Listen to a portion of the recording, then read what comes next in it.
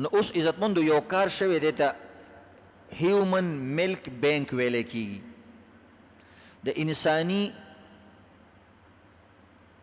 د خواتین د ښځو د پیو را جمع کولو دپاره یو بینک جوړ شوی پاکستان کې کراچۍ کې افتتاح وشوه. بعضې کسانو دا سوچ کړی دی چې بعضې ملکونو کې بعض ماشومانو ته پی نه میلاویږي، د هغوی مور اوچې شوي پی پکې نه یا مور یې مړه شوې ده یا خپله مور له پی نه ورکول غواړي د څه بیمارۍ د وجې نه چې د هر څه.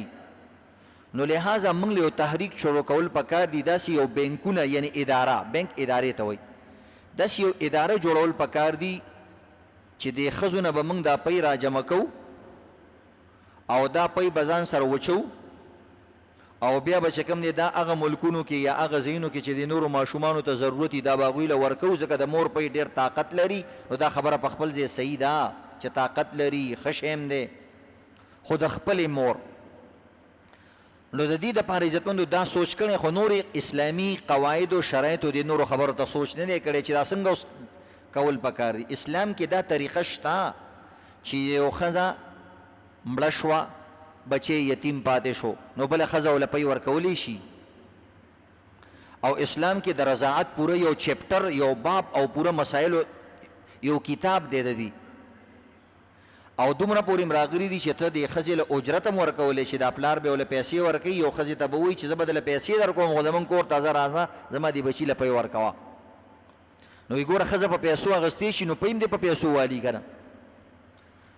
نو دې ټولو خبرو له هغوی غلط رنګ ورکوي.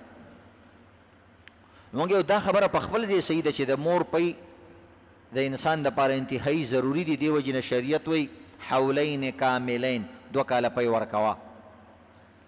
او که یو څو میاشتې مخکې خاوند او ښځه رضا شوه چې پرېږدوی ورته، نو خیر دی که یو څو میاشتې مخکې هم بندوئ، څه خبره نشته، خو بهتره خبره دا ده چې 2 کاله وله پوره پی ورکوي.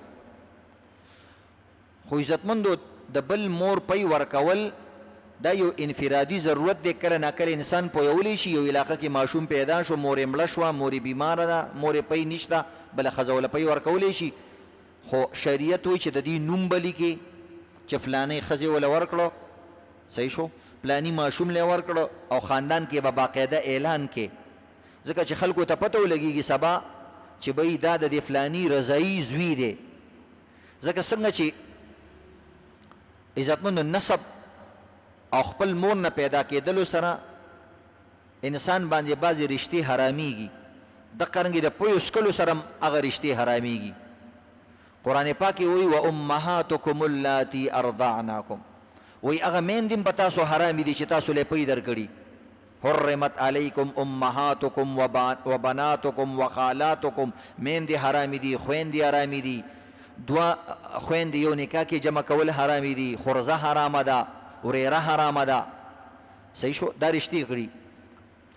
او دا شان د پلار ښځه حرامه ده، او دغه رنګې د زوی ښځه حرامه ده، خواښې حرامه ده.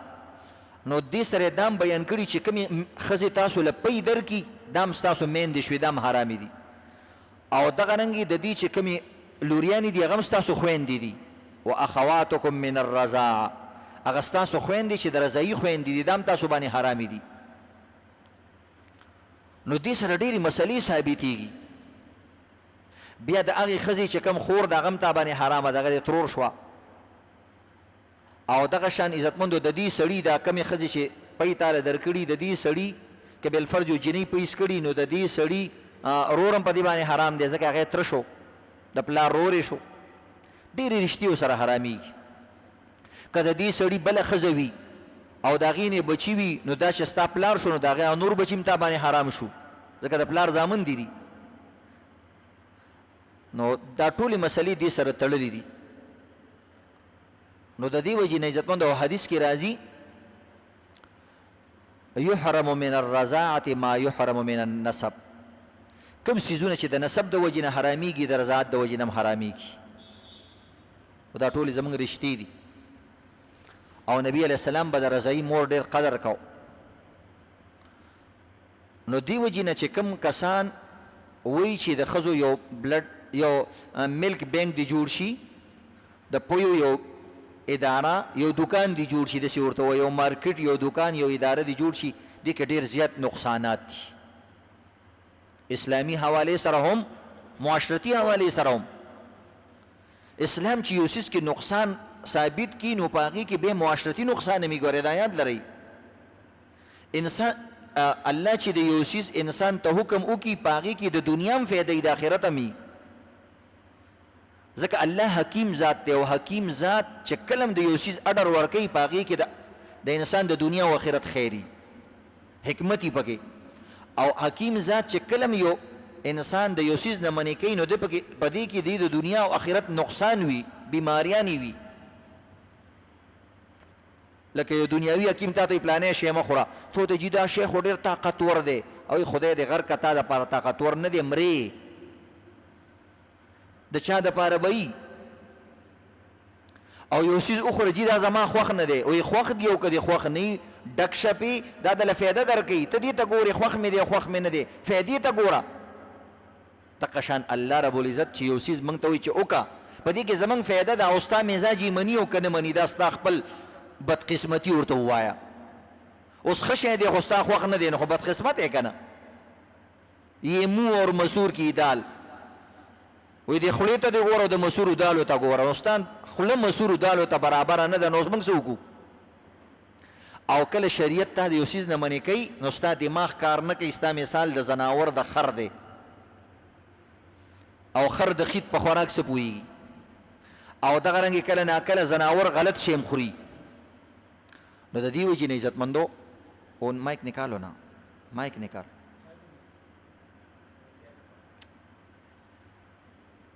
اچھا نو دې کې عزتمندو د دې د پویو دپاره بینکونه جوړول مارکیټونه یا دکانونه جوړول او دا جمع کول په دې کې ډېر نقصانات دي د ټول ناول اسلامي نقصان خدا د عزتمندو نبی علیہ السلام هغه زمانه کې یو حدیث ویلی دی عجیبه او دا مسله ماته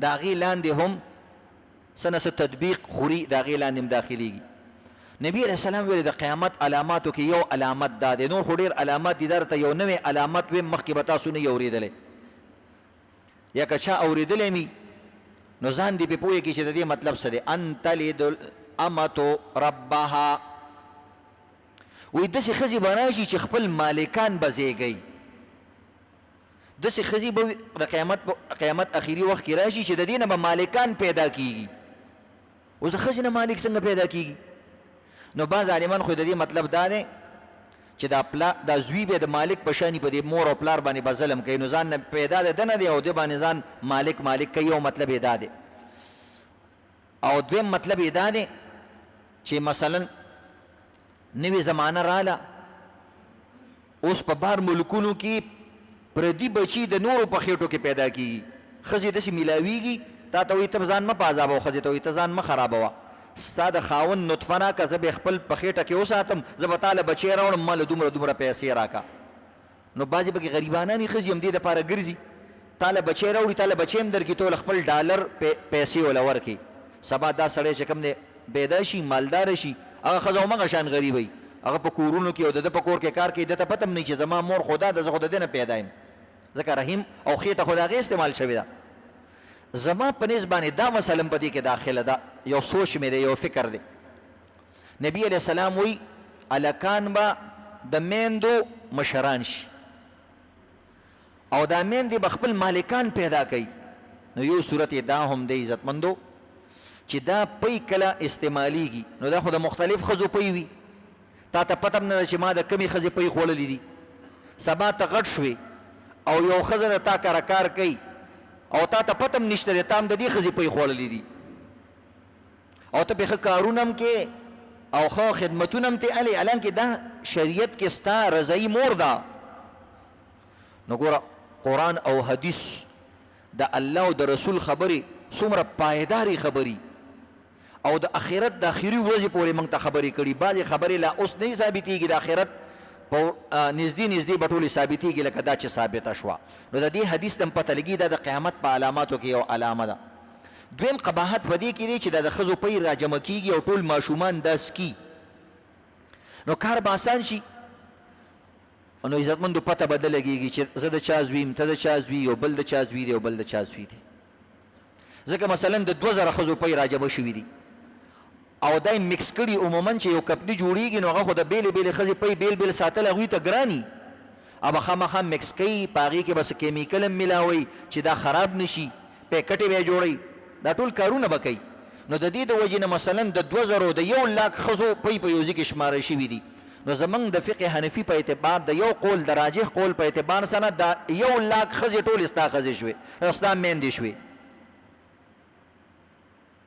نو سوچ کوه ته بار ملکونو ته مځې، ته هر ځي ته ځې، نو پته به دې نه لګي چې دې کې مې خور کمه ده او دې کې مې مور کمه ده او دې کې مې ترور کمه ده. ځکه د رضاعت خور مور ترور هم وي. نو که دې کې ستا چا سره نکاح وکړه نو بیا نو مقه د انګریزي سیسټم به دې جوړ شي چې څوک دې خوښ هغه سره نکاح کوه. ګوره دا ټولې اهم مسلې دا علما کرام ګوره مسله لا پیدا شوي نه. الحمدلله عالمان منبرونو ته وخیږي، خلک وایي عالمانو څه کړي دي. عالمان ستا نسب محفوظ کوي، ستا نسل محفوظ کوي، او تا په خپل اصلي حالت کې چې کوم دی پاتې کېدل غواړي، او ستا د بچو غم کوي، ستا غم کوي، دغه غم کوي. نو یو پکې دا مختلف وجوهات دي پکې عزتمند. دویم دا دی عزتمندو دوی له د کاروبار شکل هغوی لګی دی ورکوي. ځکه د پیو به یو کاروبار شروع شي د وچو پیو څنګه چې دا نور پی ملاویږي، نیډو او فلانې او فلانې انشور او فلانې دا ملاویږي، دا هم پکې ملاویږي. او دا یاد لري عزتمندو دې سره به ډېرې بیماریانې زیاتېږي. ځکه چې مور کله ډایرکټ په ډایرکټ بچي له پی ورکوي دا نیچرل وي، فطري طریقې سره، قدرتي طریقې سره، اصلي شکل سره جینون وي. او عزتمندو کله چې دا بار روزي په لوښي کې واچوي، په سامانونو کې واچوي، بیا خامخا د دې به ته حفاظت کوي، دې کې به کیمیکلې میلاوي. نو خو همدغه پوډري پی به دې جوړ شي، دا موږ چې کوم خورو اسکو غټېږو نه او دا زیړ زیړ مخونه هم نیولي دي، ښه ډېر پی اسکو خو اثر را باندې نه کوي، ځکه بیکاره پی اسکو که نه. نو د دې وجې نه عزتمندو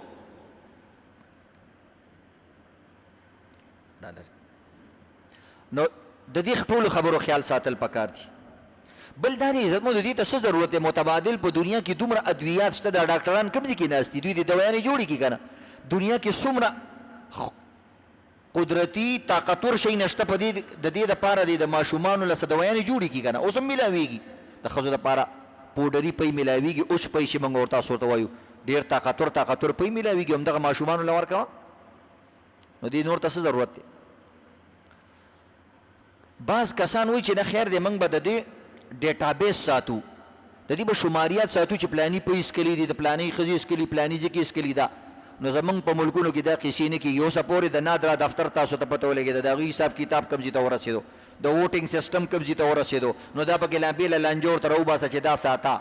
دا نه کېږي. نه ټول کسان په دغه انګریزۍ باندې، په دغه دفترونو باندې او په دې قیسو پوهېږي.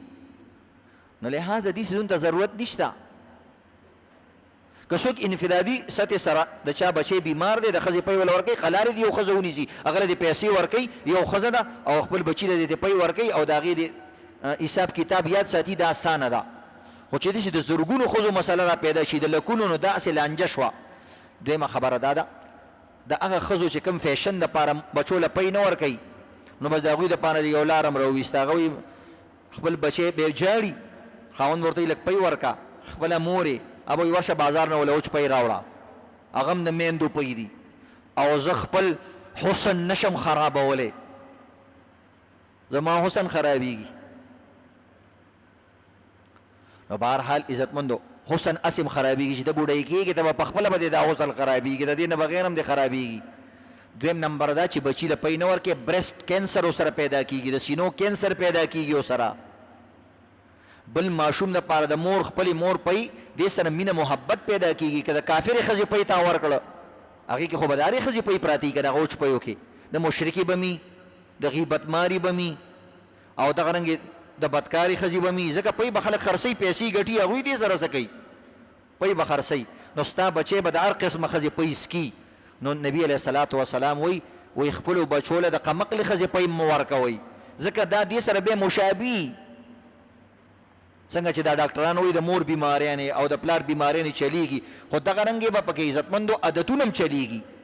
او دویم نمبر دا دی چې د پویو عزتمندو صفا کول ډیر ګران کار دی او هغې کې به ډېرې بیماریانې منتقل کېږي. ستا په خاندان کې به بیماري نه وي، د انډونیشیا د ښځې پی دې ورکړه ستا بچي ته را منتقل شو هغه بیماري، ایډز بیماري، مختلفې بیماریانې هغه به را منتقل کېږي. نو د دې ټولو خبرو عزتمندو خیال ساتل پکار دي.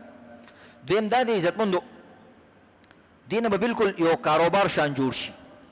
بل دا دی عزتمندو جیلي چې کوم ادویاتو والا دي هغوی ته به موقع پیدا شي. دغه شان پی به جوړوي، دا د میندو پی دي، دا د خویندو پی دي او دا د فلانۍ پی دي او په ګران ګران ریټونو به خرڅوي او یو لوی جیلي کاروبار او دا سیستم به مو سره شروع شي. دغه رنګ عزتمندو چې کوم سکالران دي، غلط سکالران او هغه خلک چې پوره علم یې نه دی کړی، هغوی به بیا د دې لپاره غلط توجیحات هم کوي. مړه دا داسې شی دی او هغه دا شی دی، دا هغه شی نه دی، دا جایز دی او دا هغه ملک نه دی او دا فلانې ملک دی. یو قیس قطاري به شروع شي.